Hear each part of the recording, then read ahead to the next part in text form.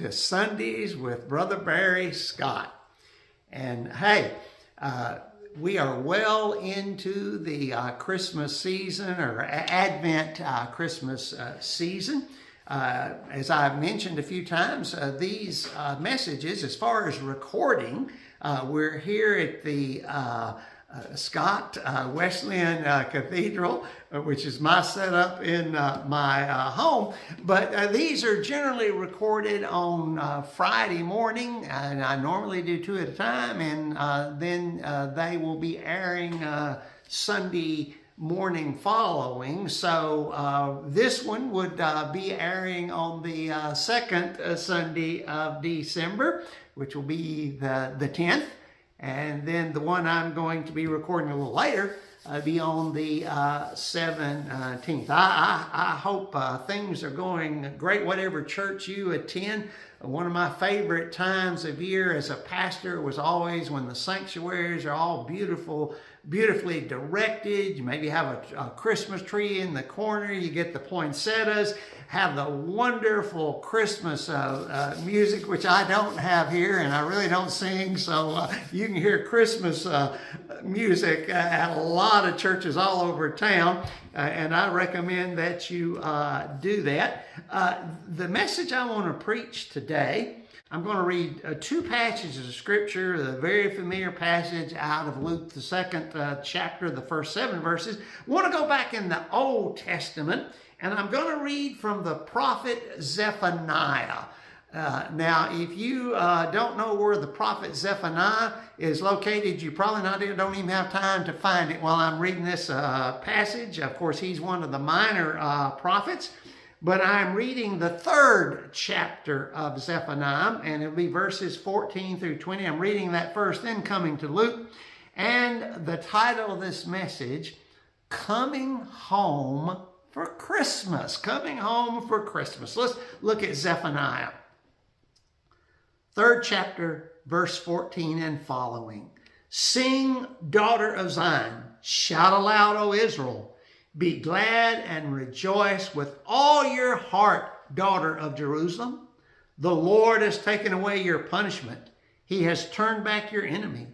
The Lord, the King of Israel, is with you. Never again will you fear any harm. On that day they will say to Jerusalem, do not fear, O Zion. Do not let your hands hang limp. The Lord your God is with you. He is mighty to save. He will take great delight in you. He will quiet you with his love. He will rejoice over you with singing. The sorrows for the appointed feast I will remove from you. They are a burden and a reproach to you. At that time, I will deal with all who oppressed you. I will rescue the lame and gather those who have been scattered. I will give them praise and honor in every land where they were put to shame. At that time, I will gather you. At that time, I will bring you home. I will give you honor and praise among all the peoples of the earth when I restore your fortunes before your very eyes, says the Lord. And then looking at Luke chapter 2, the so familiar first part of the Christmas story. It came to pass in those days that a decree went out from Caesar Augustus that all the world should be registered. This census first took place when Quirinius was governing Syria. So all went to be registered, everyone to his own city. Joseph also went up from Galilee out of the city of Nazareth into Judea to the city of David, which is called Bethlehem, because he was of the house and lineage of David, to be registered with Mary, his betrothed wife, who was with child. So it was that while they were there, the days were completed for her to be delivered. And she brought forth her firstborn son, and wrapped him in swaddling clothes, and laid him in a manger, because there was no room for them in the inn. It's a Christmas classic. A young college-age man pulls into a driveway. He hops out of his car. The sun is just coming up, and you sense somehow that maybe he's driven all night. He's home for Christmas, but his family doesn't know it yet. With an arm full of packages, he gets out of the car. He lets himself in the house's front door. He immediately touches a light switch, which not only turns on the lights, but it also turns on a big Christmas tree. A little girl has heard him, his little sister. She comes racing down the steps and jumps into his arms. In her joy, she wants to tell everyone else, but Big Brother says he has a better idea. Going into the kitchen, he gets that big red Folgers coffee can to brew a pot full of coffee. The smell begins to waft through the house and upstairs. The rest of the family comes down. His mother sees him. They rush into each other's arms, and she says, "Peter, oh Peter, you're home." Oh, I want to tell you, there's something special about coming home for Christmas. Christmas celebration doesn't really get cranked up till the family is gathered, till the college kids arrive, till the grandparents come in. Kevin McAllister found out it's really not very much fun to be home alone for Christmas. Christmas leads birthdays 3-1 as a favorite time to be home. It leads the 4th of July 5-1.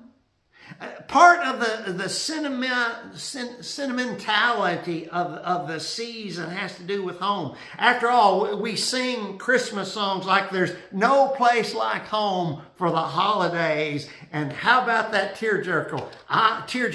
I'll be home for Christmas if only in my dreams. G.K. Chesterton, the great British author, had a terrible sense of direction. He was easily lost. His memory wasn't that great, and he often forgot where he was going. On one occasion, he found himself in that predicament. He was at a train station. He sent a telegram to his wife, and this is what it said: "Am at a train station. Where ought I to be?" She immediately wired back, "Home," because she figured it would be easier to get him back home and then get him where he was going than to give him any other directions. There's an amazing homing instinct in nature, and Christmas seems to bring out the homing instinct in us. The idea is very strong. We ought to be home for Christmas. Some years ago, the famous poster George Barner said he was actually shocked. He had asked the question, taken a poll, what's the most important thing about Christmas? And to his surprise, 44% of people who responded, including Christians, said the most important thing about Christmas was family time. Only 1/3 said it was the birth of Jesus, 44% to 33%. Now, I will tell you, of course, it's getting harder to place where home is in our more mobile society. My childhood home for almost 40 years, from the time I was a very little boy, we celebrated in my home. We'd set that Christmas tree up in the big living room, which ordinarily we didn't even use. Even after Teresa, my wife, and I got married, and I had left for college and then was pastoring my own church, I tell you, at Christmas, I just couldn't hardly wait to get home, to all that familiar scene and family tradition. But then Mom sold that house. We grew up singing over the rivers and through the woods to grandmother's house we go. But listen, now you better call ahead, because grandmother may have taken a jet to the Florida beach condo or be on a cruise. Isn't it an irony that a holiday that centers on being home is built around a couple who had a child away from home and a baby born who was even further from home than his parents? Joseph went to Bethlehem, but basically he was homeless when he and Mary got there, only to be followed by an exile in Egypt before they would ever return to their home in Nazareth. Coming home for Christmas. The Christmas story has some very important truths to say to us about coming home for Christmas. Understand, Christmas tells about a child away from home. God's Son left home on the most remarkable journey of all time. He left home because he had to leave to come save us. There's a real sadness about not being home for Christmas. Many are not going to be home this and every Christmas. A lot of them because they're serving our country in the military overseas. Instead of being safely at home, they have gone to serve, even willingly to give their lives. Back during World War II, it became a custom. If you had a son in the war, to identify that, families would put a star in their window. One evening, a father and his little boy were driving through town, and the little boy was noticing all the stars in the window. There were many who had gone to serve in the war. And so the little boy asked about that, and his daddy explained, well, son, if you see that star, that means that they have a son that is away from home. The little boy happened to be looking up, and just about that time you could really see the bright evening star. The little boy thought about all the stars in the window. He thought about that bright star, and he said, look, Daddy, God must have a son in the war too. He's got a star in his window. I want to tell you, that little boy was closer to the truth than he realized. God had a son away from home who left willingly, already knowing that he would give his life. But there was not heavenly sadness over this, but there was great joy that this was going to take place. Some years ago, I ran across a writing that really struck me. It's by a man named Paul Coleman. I really never could find out anything else about him. At the time he wrote this, apparently he was a pastor at Buzzards Bay, Massachusetts. But he talks about the Christmas tree, and he makes a comparison between the Christmas tree and the coming birth of Jesus Christ. Now, this is so beautiful. Listen to what he says. Our family received a very special gift, a Christmas tree. It had been cut from the forest of Vermont. It was beautifully shaped, full-bodied. It reached to our ceiling. Every time I looked at it, I was reminded of the original Christmas gift on the first Christmas day. Our tree was vibrantly green and rich in scent. Just walking into the house caused everyone to inhale deeply and say, it smells like Christmas. That scent is the scent of life. It's the aroma of a distant woodland. Our tree was snatched out of its natural environment, bundled into a truck, carried to a distant sale lot, stood up on frozen ground where it could never take root. Jesus was taken from his heavenly environment, bundled into the cramped confines of an infant human's body in Mary's womb. He was carried over bumpy roads and finally delivered on the cold ground of a stable in a world he could never call home. Why was our stately tree cut down? It was cut down for us. It had no self-interest in the arrangement. It gained nothing by the transaction. Our family and all who enter our home receive the benefits of the tree that has come to dwell among us for a short time. Likewise, Jesus had no self-interest in leaving eternity. He gained nothing in the transaction. We, and hopefully those who enter our lives throughout the years, receive all the benefits to be had from this special life who dwelt among us for a little while. We covered our once snow-clad tree with treasured decorations. Colored lights weaved through its branches. Ornaments dangled from pine twigs dripping with tinsel. Presents lie in joyful chaos at its feet. Its head is covered with a star. Jesus was once clad in majesty, but his glory had a softer glow against the backdrop of straw in his humanity. There were a few appropriate gifts at his feet, and heaven's own starlight was over his head. Our tree is welcome in our living room simply because it's so out of place. Its very presence speaks of its own distant forest home.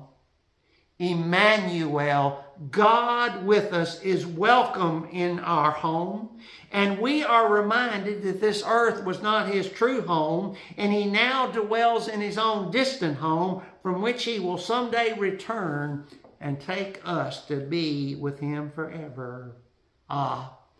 But in a sense, God's Son came to be at home. You see, Jesus didn't just come as a visitor. He came to be part of the human family.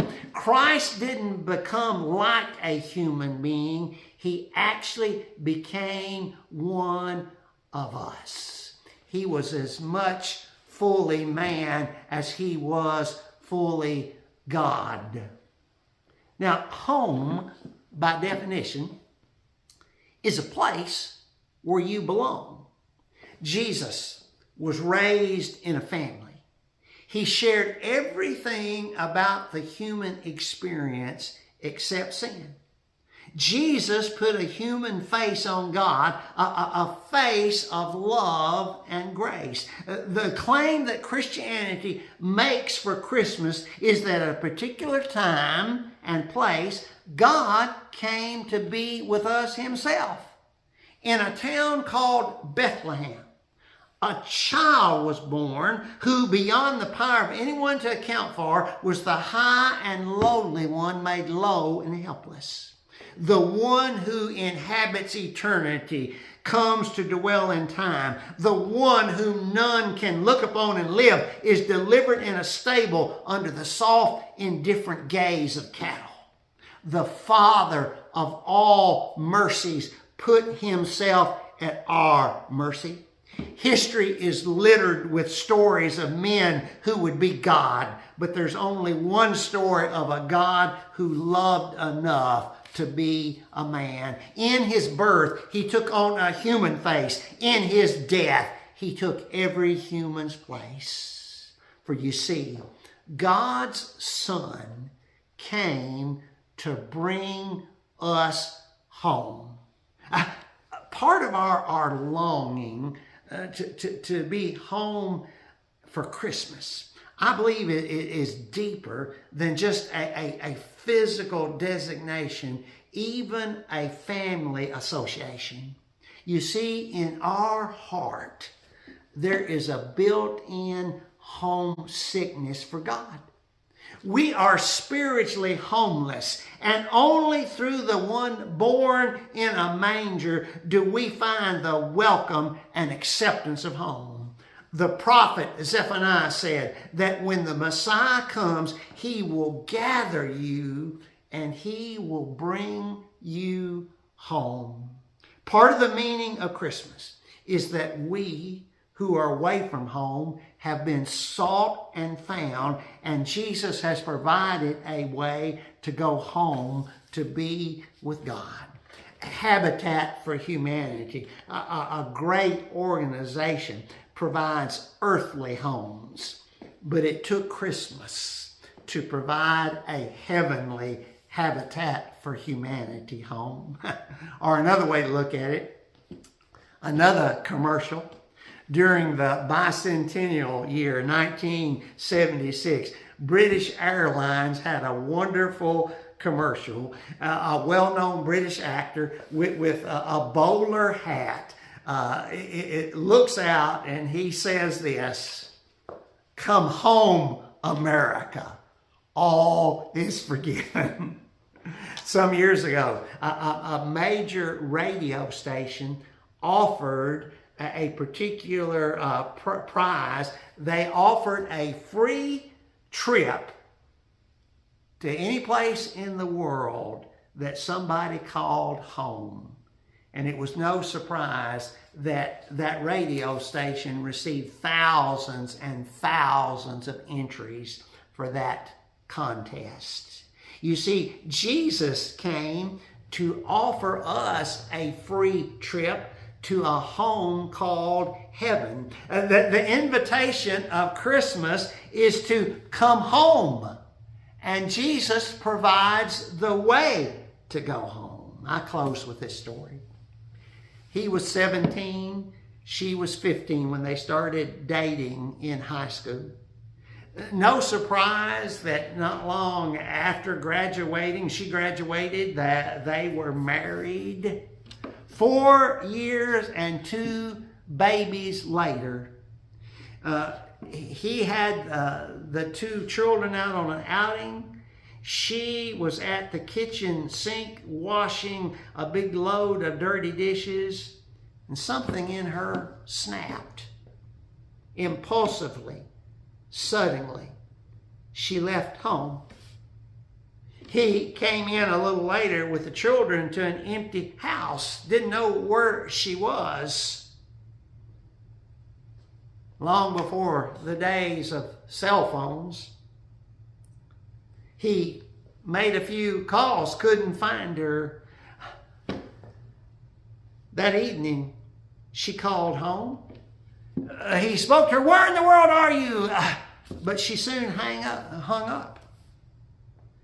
Every night she would call, talk a minute or two, ask about the children.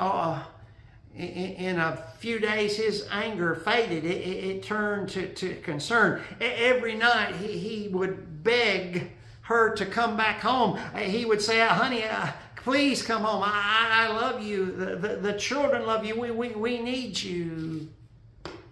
But she would just hang up. Finally, in his desperation, he hired a detective. The detective was able to locate her in a distant city. He borrowed money he didn't have to fly out there to the little hotel that she was staying in. He knocked on the door opened, and there was his wife. As soon as he saw her and she saw him, they both started to cry. He couldn't say anything for a while, but finally he choked out. He said, "Honey, I love you. Won't you please come home?" And immediately she was in his arms. And she did return home. After a few months, one evening after the children had gone to sleep, they were seated on the couch. The husband turned to his wife to ask the question that had been on his heart. He said, "Why didn't you come?" She thought for a minute and she said, "Because before, all the time on the phone, those were just words. But then you came, and I knew you really loved me." Listen, there came a point when God no longer depended on words. He came for us. He said, "I love you." He demonstrated his love on the cross. And he says to us today, "Come home with me." Christmas is the best time to go home. Why not go home this Christmas? The welcome mat of heaven is laid out for you. Softly and tenderly, Jesus is calling for you and for me. See on the portals, he's watching and waiting, watching for you and for me. Come home, come home. Ye who are weary, come home. Oh, for the wonderful love he's promised for you and for me. Though we have sinned, he has mercy and pardon for you and me. Come home, come home. Ye who are weary, come home. Come home for Christmas. It's where you ought to be. May God add his blessing to his word. Amen.